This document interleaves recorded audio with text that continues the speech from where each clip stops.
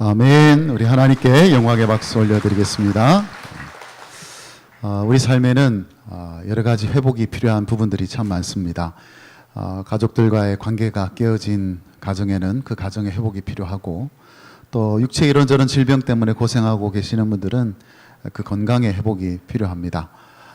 재정적으로나 또 경제적으로 어려운 분들은 또 그런 재정의 회복이 필요하고, 또 다른 인간관계 속에서 갈등이 있는 분들은 또 관계 회복이 필요하고, 또 아무런 의미도 없이 목적도 없이 사는 분들에게는 이제 꿈의 회복이 필요합니다. 그래서 우리가 살다 보면 이런저런 회복의 필요성들이 많이 있게 됩니다. 그러나 우리에게 정말 필요한 회복이 무엇인지 아는 것은 굉장히 중요합니다. 우리에게 필요한 회복은 한마디로 말하면 영적 회복이 우리에게 필요하다는 것이고, 이 영적 회복의 기반을 통해서 우리가 정말 절실한 그런 필요들, 그런 회복의 은혜들이 우리에게 나타나야 된다, 그렇게 볼 수 있습니다. 어떤 가정의 아내가 남편에게 이렇게 질문을 했습니다. 여보, 당신은 부모님하고 나하고 우리 아이들하고 이렇게 물에 빠지면 누구를 제일 먼저 건져주겠어요? 이렇게 물어봅니다. 종종 아내들은 참 곤란한 질문들을 많이 합니다. 참 대답하기 곤란하죠. 그런데 이 남편은요, 1초의 망설임도 없이 그야 당연하게 부모님이지, 이렇게 대답을 한 겁니다. 아주 강큰 짓을 하는 것이죠. 그래, 이 아내가 너무 이제 기분이 나빠요. 속으로 막 이제 마음이 상한 겁니다. 그래도 두 번째는 나겠지 싶어서 또 물었답니다. 그럼 두 번째로는 누구를 구할 건데? 그렇게 물어보니까 그거야 이제는 아이들을 구해야지, 그러는 겁니다. 얼마나 이제 마음이 이제 섭섭하겠어요. 그런데 무엇 때문에 더 마음이 상하고 충격을 받았냐면, 남편이 이 한마디 말하는 것 때문에 완전히 이제 쇼크를 받았습니다. 아내는 다시 얻으면 되잖아, 이러는 거예요. 뜨끔하시는 분 혹시 계십니까? 그래, 이 아내가 이 말을 듣고는요, 남편의 말을 듣고는 이제 진짜 충격에 빠진 겁니다. 그냥 괜히 한번 물어본 건데, 그것 때문에 막 마음에 이제 병이 생긴 거예요. 우울증에 걸린 겁니다. 그래서 결국은 병원을 찾아가야만 할 정도까지 된 거죠. 그래서 병원을 찾아가서 의사 앞에 가서 눈물을 흘리면서 하소연하는 겁니다. 이런저런 일들을, 또 이 일에 대해서 내가 힘들어서 이제 도저히 못 살겠다, 그렇게 눈물을 흘리면서 이야기를 하니까 이 의사가 이렇게 얘기를 듣더니 이렇게 대답을 하더라는 겁니다. 부인, 그렇게 상심하지 마시고 차라리 수영을 배워보는 것이 어떻습니까? 그렇게 물어보시더라고요.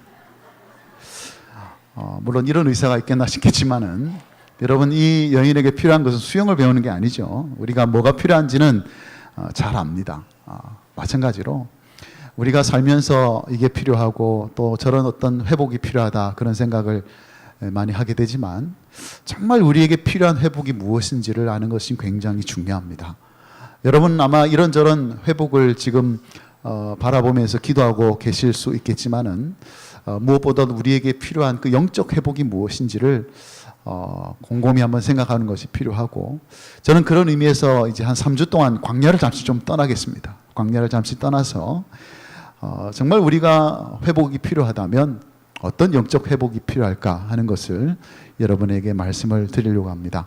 사도 바울이 우리에게 필요한 회복을 이렇게 말해주고 있는 것처럼 보입니다. 그것은 믿음과 소망과 사랑이다. 왜냐하면 이것은 항상 있을 것이기 때문에. 우리의 회복의 초점은 뭐 잠시 있을 수 있고 또 있다가도 없어지는 것이 아니라 항상 우리에게 있어야 되는 거예요. 영원토록 우리에게 필요한 그것의 회복이 우리에게 가장 절실하다, 그렇게 볼 수가 있고, 삶의 이런저런 회복은 이런 회복의 기반 위에서 일어나게 되는 것이다 라고 생각할 때, 이 세 가지 부분에서 우리에게 요구되는 회복의 의미가 무엇인지를 생각해 보는 것은 굉장히 중요하다고 생각이 됩니다. 그래서 오늘 첫 시간으로 믿음의 회복에 대해서 말씀을 드릴까 합니다. 오늘 일어난 이 사건은 여러분 잘 아시는 사건입니다. 갈릴리 바다에 불어닥친 그 풍랑 속에서 물 위를 걸었던 예수님, 그러나 물 위를 걷다만 베드로, 이 두 상황을 통해서 우리에게 필요한 믿음은 어떤 것인지를 한번 생각을 해보겠습니다. 오늘 본문에는 이제 배를 타고 가다가 갑작스러운 풍랑을 만나서 고생하고 있는 제자들의 모습이 나오고 있습니다. 여러분들 들어보셨던 것처럼 이 갈릴리 바다는 호수이긴 하지만 때때로 이런 광풍이, 이런 돌풍이 굉장히 자주 부는 곳입니다. 그날 밤도 이 제자들이 배를 타고 가는데 그런 풍랑과 그런 광풍이 불어닥치면서 밤새도록 이렇게 사투를 벌이고 있는 그런 상황이라는 것을 우리가 알 수가 있습니다. 밤 4경쯤 되었을 겁니다. 밤 4경이라는 것은 오늘 우리 시간으로 하면 새벽 3시에서 6시 사이를 말합니다. 아주 깊은 밤, 이제 새벽이 될 그 시점이죠. 그때까지 이 제자들이 이 바람과 이 풍랑 때문에 고생을 하고 있었다는 것이죠. 뭐 그 배 안에는 이 바다에서 잔뼈가 굵었던 어부 출신도 많았지만 사실은 자연의 위력 앞에서 그게 무슨 소용이 있겠습니까? 어쨌든 그렇게 고생하고 있을 때에 예수님께서 제자들에게 나타나셨는데 물 위를 걸어서 그들에게 나타나셨습니다. 그런데 흥미로운 것은 물 위로 걸어오신 예수님을 본 제자들의 반응이 좀 흥미롭습니다. 26절에 보면 제자들의 모습이 이렇게 나타나고 있습니다. 제자들이 그가 바다 위로 걸어오심을 보고 놀라 유령이라 하며 무서워하여 소리 지르거늘 그랬습니다. 그러니까 가뜩이나 지금 풍랑 때문에 제자들이 굉장히 두려워하고 있는데 물 위를 걸어오신 예수님을 유령으로 알아보고는 더 큰 두려움에 빠지게 됐다는 거죠. 얼마나 두려웠던지 소리를 지르면서 공포에 사로잡혀 있는 것을 보게 됩니다. 여러분, 우리 제자들이 물 위를 걸어오신 예수님을 보고 유령이라고 생각한 데는 충분히 이해가 되죠. 그죠? 사람이 어떻게 물 위를 걸어올 수가 있겠습니까? 사람이라면 물 위를 걸어오는 것은 일어날 수 없는 일이기도 하고, 더군다나 그 당시 유대인들의 어떤 상식에 따르면 그들의 의식 속에는 이 바다라는 곳은 악한 세력의 영역이라는 그런 의식을 가지고 있습니다. 좀 심하게 생각하는 사람들은 악령의 집이다, 그런 인식을 갖고 있었다는 것이죠. 그러니까 늘 잔잔하기만 하는 것이 아니라 갑자기 돌발적인 그런 폭풍과 풍랑 가운데 위험이 일어나고 있는 그런 바다를 경험하면서 그들은 이곳에 역사하고 있는 악한 세력이 있다, 그렇게 생각했던 것이죠. 그러다 보니 그런 바다 위를 걸어오는 예수님이 사람이 아니면 뭐겠느냐는 거예요. 유령일 수밖에 없지 않겠느냐는 것이죠. 그래서 그런 그들의 두려움에는 충분히 이해할 만한 내용이 있다는 것을 알 수가 있습니다. 그렇게 두려워하고 있는 제자들에게 예수님께서는 뭐라고 말씀하셨느냐, 이렇게 말씀을 하셨습니다. 27절을 한번 보겠습니다. 예수께서 즉시 이르시되 안심하라, 나니 두려워하지 말라. 예수님이 자신의 정체를 밝히시죠. 나다. 그러니까 두려워하지 말고 안심하라 라는 거예요. 여러분, 예수님께서 제자들에게 해주신 이 말씀은요, 그들이 왜 그런 극심한 풍랑 속에서도 전혀 두려워할 필요가 없는지, 왜 안심할 수 있는지에 대한 아주 중요한 근거를 아주 단순하게, 아주 명백하게 밝히고 계십니다. 왜 그들이 두려워하지 말아야 되느냐, 왜 그들이 풍랑 속에서 안심해야 되느냐, 간단합니다. 주님께서 찾아오셨기 때문에. 주님께서 찾아오셔서 나다, 나니 두려워하지 말라고 말씀하셨으니까 다른 이유가 없습니다.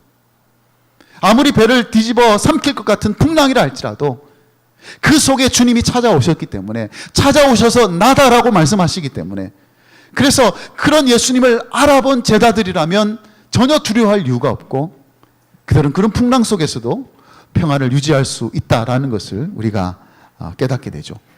그래서 저는 그렇게 생각합니다. 예수님께서 그렇게 물 위를 걸어서 제자들에게 나타나신 데는 굉장히 중요한 의미가 있다고 저는 생각을 합니다. 예수님이 왜 물 위를 걸어서 그들에게 가셨을까요? 예수님은 그 능력을 과시하고 싶어서 그렇게 물 위를 걸어서 그들에게 나타나셨을까요? 그렇지 않죠. 인도의 우화에 보니까 이런 아주 재미있는 이야기가 있습니다. 어떤 한 성자가 겐지스 강가에서 조용히 명상을 하고 있었습니다. 그런데 그 강 건너편에 있던 어떤 다른 성자가 그것을 보고는 자기가 오랜 수행 끝에 얻은 그 특별한 능력을 한번 보여주고 싶은 생각이 든 겁니다. 그래서 이 성자가 그 겐지스 강가를요, 딱 예수님처럼 물 위를 딱 걸어서 이렇게 간 겁니다. 그래서 명상하고 있는 그 성자 앞에 물 위로 걸어서 나타난 거죠. 명상을 하고 있던 성자가 깜짝 놀란 겁니다. 물 위로 걸어오니까 얼마나 놀랐겠습니까? 그래서 그 물 위를 걸어온 성자를 보면서 이렇게 물었습니다. 어디서 그런 능력을 배웠습니까? 그러자 물 위를 걸어온 성자가 아주 자랑스럽게 이렇게 대답을 하더랍니다. 내가 히말라야 산자락에서 12년 동안 수행을 했는데, 요가를 하고 수행을 하고, 내가 한쪽 발만 들고 그렇게 선체 일주일에 엿새를 금식하면서 내가 노력한 결과가 바로 이것이다. 그렇게 자랑스럽게 대답을 한 것이죠. 그런데 그 대답을 들은 이 명상을 하고 있던 이 성자가 이렇게 대답을 했다고 합니다. 저런 그걸 배우기 위해서 그렇게 고생을 했단 말입니까? 저는 단돈 60원이면 언제나 뱃사공이 나룻배로 이 강을 건너게 해주는데 굳이 그렇게 고생하면서 고행하면서 그걸 배울 필요가 뭐가 있습니까? 라고 대답을 해 주었다는 것이죠. 여러분, 지금 예수님께서 물 위를 걸으셨다라는 이 장면이 보여주는 것은 지금 이 성자가 자기가 가지고 있는 능력을 과시하기 위해서 뭔가 보여주기 위해서 그렇게 하신 것이 아니라는 거예요. 그러니까 예수님이 물 위를 걸으신 것은 자신의 능력을 보여주시기 위한 것이 아니라 자신의 존재를 보여주시기 위해서 물 위로 걸어오셨다는 거예요. 예수님은 내가 이런 능력이 있다. 나는 이런 물 위를 걷는 능력도 있다. 오병이어로 5,000명을 먹일 수 있는 능력만 가지고 있는 것이 아니라 내가 물 위로 건너는 이런 능력도 있다. 예수님께서는 자신이 가지고 있는 수많은 능력의 하나를 지금 보여주기 위해서, 그것을 가지고 있음을 강조하기 위해서 지금 물 위로 걸어오신 것이 아니라 그 물 위를 걸어오시면서 내가 어떤 존재인지를 보여주기를 원하셨던 것이죠.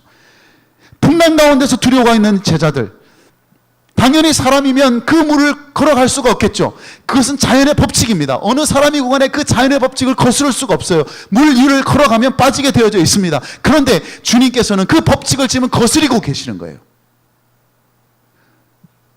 왜 예수님께서는 그 자연의 법칙을 거스리시면서까지 그들에게 나타나셨느냐? 주님은 그걸 보여주고 싶으신 것이요. 나는 이런 자연의 법칙에 지배되는 존재가 아니다. 종속되는 존재가 아니다. 나는 이 자연을 만들고 다스리고 지금도 주관하고 있는 존재다. 내가 마음만 먹으면 얼마든지 이 바다를 컨트롤할 수 있는 그런 존재다는 거예요. 무엇을 통해서 보여주시는 것입니까? 누구나가 생각할 때는 물에 빠질 수밖에 없는 그 자연의 법칙을 거스르는 행동을 통해서 그걸 보여주시는 것이죠. 그러면서 뭐라고 말씀하십니까? 나다. 그러니 두려워하지 말라.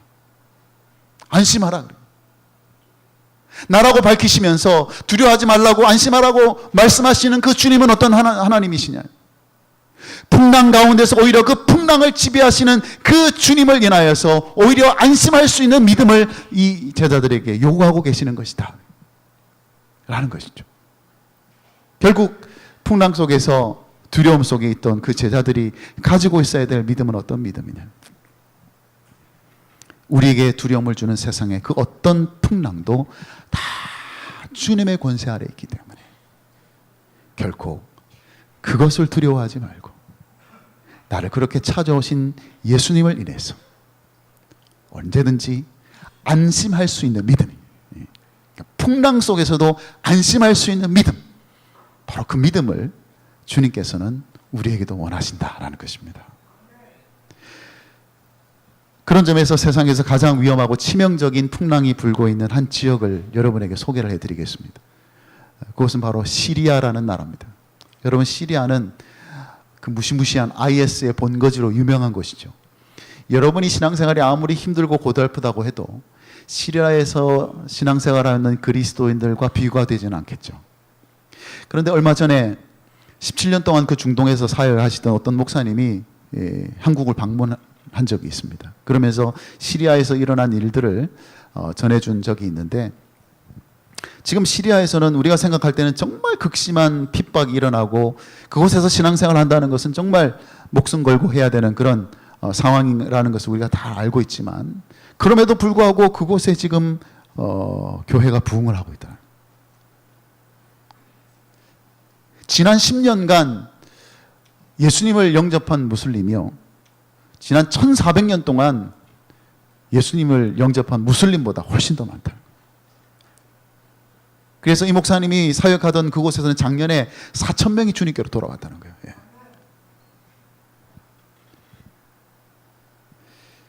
우리가 생각할 때는 저 시리아에 있는 기독교는, 교회는 이제 거의 괴멸되지 않겠나라고 생각하고 그렇게 우리는 들어서 알고 있지만, 그 속에서 주님께서 역사하시는 놀라운 일들이 어떤 것인지를 이 목사님이 전해 주었습니다.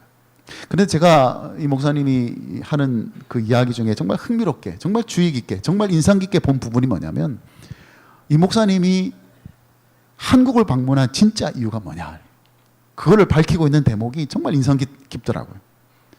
이 목사님이 왜 한국에 왔느냐, 한국에 온 진짜 이유는 뭐냐, 그것은 지금까지 IS나 이런 기타 테러 조직들이 중동에 있는 기독교인들을 지금 거의 무너뜨리고 있다라는 그런 일반 뉴스 있잖아요. 일반적인 뉴스. 우리가 그냥 일반 보도를 통해서 알고 있는 그 사실과 달리, 물론 그건 사실이지만, 그러나 그 속에서 그보다 더 위대하신 예수님께서 그 무슬림들을 부르고 계신다는 것.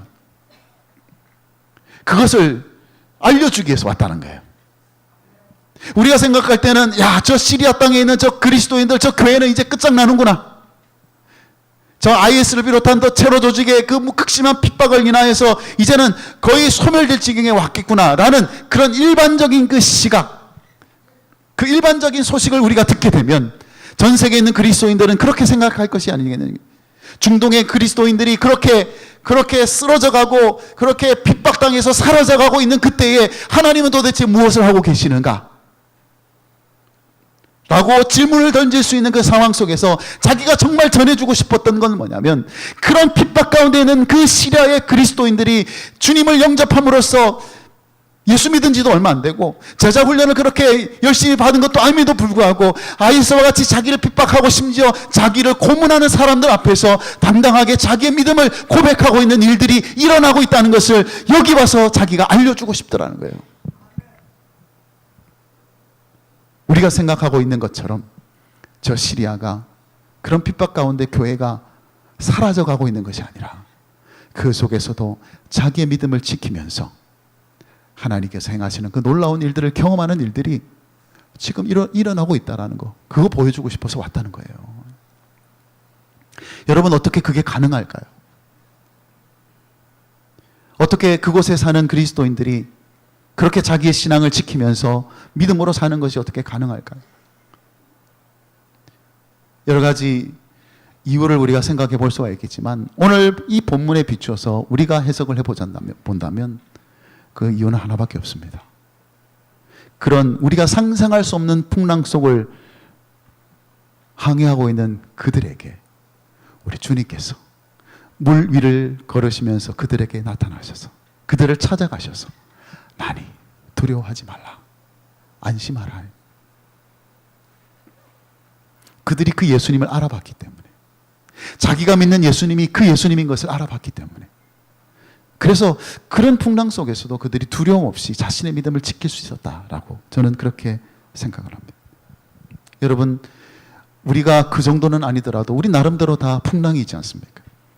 우리 나름대로 정말 무서워할 수밖에 없고 두려워할 수밖에 없는 우리 인생의 그런 바람들이 우리에게 불어닥치고 있지 않습니까? 그럼에도 불구하고 우리에게 필요한 믿음은 뭐냐면 바로 그 풍랑을 지배하시고 그 풍랑을 주관하고 계시는, 그래서 물 위로 걸어서 우리를 찾아오시는 그 주님이 나니 두려워하지 마라, 안심하라 말씀하시기 때문에 우리가 이 모든 것들을 감당할 수 있는 줄로 믿습니다. 그래서 저는 우리에게 필요한 믿음의 회복은 바로 이런 것이라고 확신합니다. 풍랑 속에서도 그 풍랑을 주관하시는 주님으로 인하여서 늘 두려움 없이 평안한 가운데 살아갈 수 있는 믿음, 그 믿음이 오늘 저와 여러분에게 필요한 믿음인 것으로 알고, 그런 믿음 안에서 여러분이 지나고 있는 이 비바람이 몰아치는 이 현실을 이겨나갈 수 있게 되기를 주님의 이름으로 축복합니다. 그렇다면 이제 우리의 시선을 좀 베드로를 향해서 볼 필요가 있습니다. 예수님은 물 위를 걸으셨지만 베드로는 물 위를 걷다가 말았습니다. 오늘 이 사건은 예수님이 물 위를 걸었던 것으로 끝나지 않고 베드로가 자신도 그 물 위를 걷게 해달라고 요청하는 것으로 사건이 이어지고 있습니다. 오늘 28절을 한번 보겠습니다. 28절에 보면 베드로가 대답하여 이르되 주여 만일 주님이시거든 나를 명하사 물 위로 오라 하소서 하니 그랬습니다. 베드로가 무슨 생각으로 이런 말을 했는지는 잘 모르겠지만 우리가 평소 베드로의 성격을 들여다보면 충분히 이해가 되는 부분이겠죠. 어쨌든 예수님께서는 그런 베드로를 향해서 오라 그렇게 말씀하셨고, 베드로는 오라는 예수님의 말씀을 듣고 물 위로 걸어갔습니다. 배 안에 있는 다른 제자들은 감히 생각도 못했던 그런 믿음의 첫걸음을 내디딘 것만큼은 분명합니다. 쉽게 할 수 있는 일은 아니겠죠. 아무나 그렇게 할 수 있는 행동은 아닙니다. 그러나 베드로는 그렇게 예수님의 말씀을 듣고 배 밖으로 나왔습니다. 믿음의 첫걸음을 내딛고 물 위를 걸었던 것이죠. 그런데 중요한 건 뭐냐? 베드로가 걸어야 했던 그 바다는요, 잔잔한 바다가 아니었다라는 거예요. 여전히 그 바다는 바람으로 인해서 풍랑이 일고 있는 그 바다를 지금 베드로가 걷고 있다는 거죠. 그래서 결국 우려하던 일이 벌어집니다. 베드로는 잘 걷다가 갑자기 바람이 자기 눈에 들어오면서 그만 무서움에 사로잡히게 되고, 그가 무서움에 사로잡힌과 동시에 발이 물에 빠지게 되는 일이 일어났다는 거예요. 결국 베드로는 예수님을 끝까지 바라보아야 했죠. 그러니까 예수님께 시선을 떼지 말아야 했습니다. 예수님께 시선을 떼지 말아야 하는 이유는 베드로는 그 무리를 걸을 때에 계속해서 믿음을 유지하고 있어야만 했다라는 것을 알 수가 있습니다. 그러니까 처음 베드로가 물 위를 걷기 위해서 첫 발을 내디딜 때에도 믿음이 필요했던 것처럼, 그가 계속해서 그 바다 위를 걸어가는 과정 속에서도 여전히 믿음이 필요했다는 겁니다. 그래서 믿음은요, 한순간에 어떤 영적인 상태를 말하는 게 아닙니다. 어떤 한 시점에서 믿음이 있다 없다 그걸 말하는 것이 아니라, 믿음은 우리가 계속해서 주님을 바라보는 과정이라는 겁니다. 주님께 시선을 떼지 않고 끝까지 주님을 바라보고 믿음으로 걸어가는 과정이다라는, 그게 믿음이라는 거예요. 결국 믿음은요, 우리에게 도전을 준다는 거예요. 마치 베드로가 걸어야 했던 그 물에 풍랑이 있고 바람이 있었던 것처럼, 우리가 믿음으로 살아가는 우리의 삶에는 항상 믿음의 도전이 있고, 그렇기 때문에 우리의 믿음은 항상 주님께 시선을 고정하는 것으로, 그래서 그 믿음의 과정을 우리가 감당하는 것으로 나타나야 된다는 거예요. 그래서 오스왈드 챔버스라는 분이 이런 얘기를 했습니다. 사람이 과정이라고 부르는 그것을 하나님은 목표라고 부른다 그랬습니다. 다시 한번 말씀드립니다. 사람들은 과정이라고 부르는 것을 하나님은 목표라고 부른다라는 거예요. 무슨 의미겠습니까? 경랑의 한 복판에서도 여전히 예수님을 바라보면서 침착함을 유지하고 평온함을 유지할 수만 있다면, 그것이 곧 우리 삶을 향한 하나님의 목표라는 거예요. 목표. 그게 하나님의 목표라는 거예요. 그러니까 우리가 생각할 때는 우리의 목표는 뭐겠습니까? 우리는 어떻게 해서든지 빨리 풍랑을 벗어나야 돼요. 이게 우리의 목표입니다. 이 풍랑이 있는 바다를 벗어나는 것이 우리의 목표입니다. 누구는 그렇지 않겠습니까? 누가 그렇게 그 풍랑 속을 오래 머물고 싶어 하겠습니까? 우리에게 고난의 바람이 찾아오면요, 우리는 항상 그 고난을 빨리 벗어나고 싶어 합니다. 그 고난을 느긋하게 즐기고 싶어 하는 사람은 아무도 없어요. 하루는 어떤 사람이 치과에서 이를 뽑았습니다. 우리 한기한 장로님 치과에서 일어난 일은 아닙니다. 이를 뽑았는데, 이를 뽑고 난 다음에 의사에게 이렇게 말을 했답니다. 아니, 이 하나 뽑는데 무슨 돈을 그렇게 많이 받습니까? 그러니까 의사가 뭐라고 이렇게 대답을 했답니다. 그럼 천천히 뽑아드릴까요? 그렇게 대답해요. 여러분 50% 세일을 해줄 테니까 천천히 이를 뽑으면 어떻게 되겠습니까? 예? 한번 이렇게 쫙 돌려가면서, 예. 누구든 그런 것을 원하진 않을 거 아니겠습니까? 고통스러운 순간은 빨리 지나가는 것을 원해요. 그래서 항상 우리는 인생의 비바람이 불 때마다 우리의 목표는 뭐냐? 어쨌든 이 비바람이 빨리 끝나든지 아니면 이 비바람을 통과해서 이 풍랑을 벗어나는 것이 우리의 목표예요. 그런데 주님께서 가지신 목표는 우리가 생각하는 그 과정이더라는 거예요. 어떤 과정요? 그 비바람이 불어치는 그 현실을 믿음으로 계속 걸어가는 과정. 주님은 그것을 보시기를 원하신다는 거예요. 주님이 원하시는 것은 그런 과정을 원하시는 거예요. 그렇게 믿음으로 걸어가는 과정이 주님께는 목표입니다. 우리를 향해 가지고 계신 목표예요. 그런데 우리는 그게 목표가 아니죠. 우리는 빨리 지나갔으면 좋겠다 싶은 과정이고, 우리는 빨리 벗어나면 좋겠다고 생각을 해요. 그러나 우리가 분명히 알 수 있는 것은, 하나님께서 사람이 과정이라고 부르는 것을 하나님 그것을 목표라고 생각하신다면, 오늘 우리가 풍랑 속에서 걸어가는 그 걸음이 여전히 주님만을 바라보면서 주님께 시선을 고정하면서 계속해서 믿음으로 걸어가는 믿음의 과정이어야 한다는 것을 우리가 생각하게 될 때, 지금 여러분의 인생에 풍랑이 불고 계신다 할지라도, 지금 여러분이 여전히 믿음을 가지고 주님을 바라보고 그 길을 걸어간다면, 그것이 바로 주님께서 저와 여러분에게 원하시는 가장 아름다운 모습이다라는 것을 기억하면서 끝까지 주님만 바라보면서 그 길을 걸어가는 여러분이 되시기를 바랍니다. 더불어 한 가지 생각해 볼 것은 바로 이런 상황에 대해서, 베드로가 물을 위를 잘 걷다가 갑자기 빠지게 된 이 상황을 바라보면서 그것을 어떻게 해석하셨는지를 한번 생각해 볼 필요가 있습니다. 31절을 보면 예수님께서 그 상황에 대한 해석을 이렇게 하십니다. 31절 한번 보겠습니다. 예수께서 즉시 손을 내밀어 그를 붙잡으시며 이르시되 믿음이 작은 자여 왜 의심하였느냐 하시고, 예수님께서 베드로를 향해서 뭐라고 부르십니까? 믿음이 작은 자여. 그러니까 베드로가 물 위를 잘 걷다가 빠지게 된 것은 그의 믿음이 작았기 때문이라고 말씀하시는 건데, 그 믿음이 작았다는 말의 의미를 뭐라고 해석을 하시냐면 의심했기 때문이라고 말씀하시는 거예요. 여러분, 성경에서 의심이라고 하는 것은 두 마음을 가지고 있는 것을 의미합니다. 그럼 여기서 지금 베드로가 의심한다고 했을 때에 베드로가 가지고 있었던 그 두 마음은 뭐겠습니까? 그것은 바로 예수님에 대한 마음과 바람에 대한 마음, 두 마음을 가지고 있었다는 겁니다. 예수님을 바라보면요, 지금 아무리 풍랑이 불어도 이 물 위는 걸을 수 있는 현장입니다. 그런데 그렇게 몰아치는 바람을 보면요, 이 물 위는 도무지 걸어갈 수 없는 현장이에요. 그런데 그 두 개의 마음이 지금 베드로의 마음에 같이 공존하게 되었다는 거죠. 그게 바로 의심이라는 거예요. 의심. 베드로에게 그냥 예수님만 바라보면 나는 얼마든지 이 물 위를 걸을 수 있어 라는 마음만 있었다면 뭐가 문제겠습니까? 그런데 그가 바람을 바라보는 순간 또 다른 마음이 들어왔다는 겁니다. 그래, 이 바람이면 얼마든지 내가 빠질 수도 있겠는데, 죽을 수도 있겠는데, 그러면서 그 마음이 두 개의 마음이 돼요. 여러분, 우리가 예수님을 안 믿는 게 아니지 않습니까? 우리는 예수님을 다 믿습니다. 예수님께서 나와 함께 계시고, 예수님께서 나를 인도하시고 나를 보호하시고, 예수님께서 나의 모든 필요를 채워주시는 분을 믿습니다. 이런 믿음만 가지고 주님만 바라볼 수만 있다면 얼마나 좋겠습니까? 그러나 우리는 바람에 대한 마음도 가지고 있습니다. 여러분 가정에 휘몰아치는 바람, 여러분 직장과 여러분 또 사업과 장사하는 모든 일에 휘몰아치는 바람, 장난이 아니지 않습니까?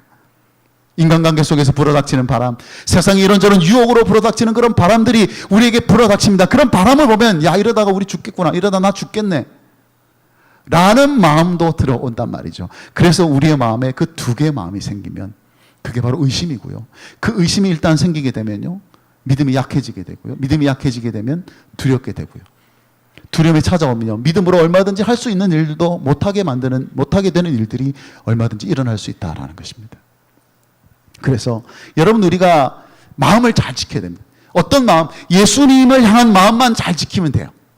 다른 마음이 내 마음 안에 같이 공존하지 못하도록 오직 예수님께만 시선을 고정시키고 예수님께만 시선을 주목하고 예수님만 바라볼 수 있도록, 그래서 다른 것이 눈에 들어오지 않도록, 때로는 눈에 들어올 수도 있겠지만, 그러나 눈에 보인다 할지라도 의도적으로 주님을 계속해서 바라볼 수 있는 그 믿음이 우리에게 필요하다라는 것이죠. 어떤 크리스찬 사업가가 이제 사업을 하다 보니까 여행을 이제 자주 가지 않습니까? 근데 여행을 자주 가다 보면 호텔에 묵게 되는 경우가 굉장히 많습니다. 그런데 이 사업가는요, 항상 여행을 갈 때마다 이 두 개를 꼭 챙깁니다. 필수적으로 뭘 챙기냐면 사랑하는 아내 사진이 들어있는 액자 하나하고 사랑하는 가족 사진이 들어있는 액자, 이 두 개의 액자를 항상 가지고 다녀요. 필수품이에요. 그래서 여행지에 가서 이제 호텔에 투숙을 하게 되면 이 액자를 어디다 놓냐면 텔레비전 바로 옆에다가 그 액자 두 개를 딱 올려놓는다는 거예요. 도착하자마자 제일 먼저 하는 일이 그겁니다. 여러분, 왜 그럴까요? 왜 그랬을까요? 혹시 텔레비전을 틀어서 채널을 돌리는데, 채널을 돌리다가 혹시 성인용 채널이 나왔을 때, 그때를 대비해서 옆에다가 사랑하는 아내와 가족들의 사진을 딱 놓는다는 거예요. 여러분, 우리가 무엇을 보느냐는 굉장히 중요합니다. 여러분, 아무리 큰 소리 쳐도 막상 눈으로 보이면요, 생각이 달라집니다.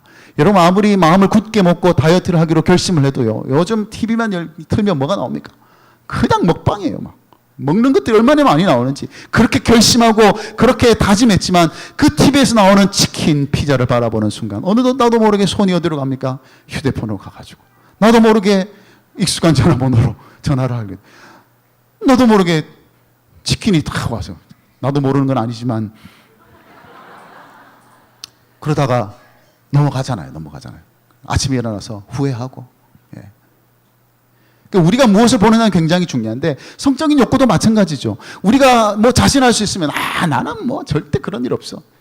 근데 여러분, 직접 채널을 돌리다 그런 장면이 오게 됐을 때, 여러분 외로운 곳에 오래 있다 보면요, 얼마든지 그 눈 때문에, 보는 것 때문에 영향을 받을 수 있습니다. 그래서 이 사업가가 내린 그 대비책은 굉장히 중요한 의미를 가져다 주고 있습니다. 그런 것이 눈에 들어오려고 할 때마다 정말 봐야 되는 것을 본다는 거예요. 사랑하는 아내가 거기 있고 사랑하는 가족들이 자기 눈앞에 있어야 돼요. 여러분, 이것은요, 우리가 이 풍랑을 지나가면서 여러 가지 고난과 여러 가지 유혹 앞에서 우리가 살아가는 우리들에게 있어서 굉장히 중요한 점을 보여줍니다. 우리가 정말 이 풍랑을 잘 지나가기를 원한다면요, 우리의 시선은 항상 바라봐야 될 그분을 바라보고 있어야 돼요.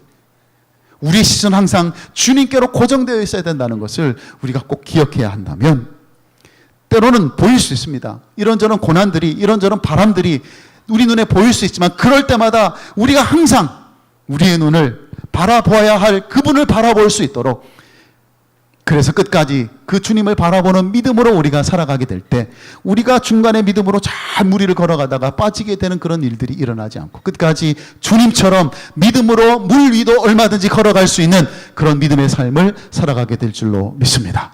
이런 회복의 은혜가 여러분에게 되기를 주님의 이름으로 축복합니다.